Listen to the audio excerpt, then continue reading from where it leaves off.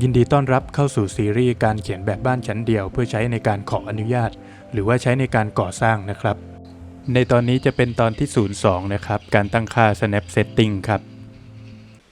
โอเคครับเราจะเริ่มจากการสร้างสี่เหลี่ยมขึ้นมากด rec enter ครับคลิกสร้างเป็นสี่เหลี่ยมขึ้นมาครับทีนี้ลองใช้คำสั่ง l enter ครับขึ้นมาเอาเมาส์มาวางเนี่ยจะปรากฏว่าไม่ขึ้นตัวเครื่องหมาย snap หรือว่าเครื่องหมายสี่เหลี่ยมสามเหลี่ยมนะครับที่เป็นสีส้มๆโอเคเราจะสร้างวงกลมกด C enter แล้วก็วาดวงกลมเอาไว้1วงนะครับทีนี้ไปคลิกขวาที่ตัวเครื่องหมาย snap ครับคลิกตรงเครื่องหมาย setting ครับทีนี้เราก็จะมีเมนู snap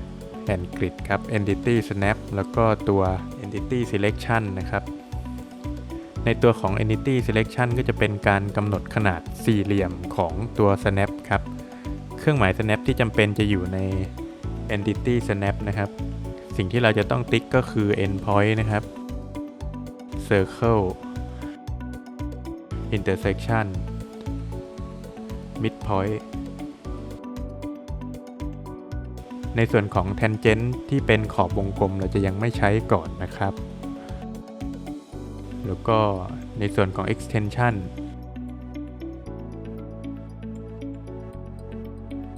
แล้วก็ในตัว coordinate จากนั้นกดโอเคทีนี้ลองกดตัว L enter ครับแล้วก็เอาเมาส์ไปวางในตำแหน่งขอบต่างๆนะครับของวงกลมตัวนี้ก็จะเป็น quadrant ของวงกลมนะครับตำแหน่งกึ่งกลางวงกลมจุดตัดระหว่างเส้นครับขอบของสี่เหลี่ยมตำแหน่งกึ่งกลางเส้นของสี่เหลี่ยมก็จะขึ้นเป็นเครื่องหมายสามเหลี่ยมครับก็คือจะเป็นจุด snap จุดตัดของการวาดเส้นต่างๆที่เราจะใช้ในการทำแบบต่อไปครับ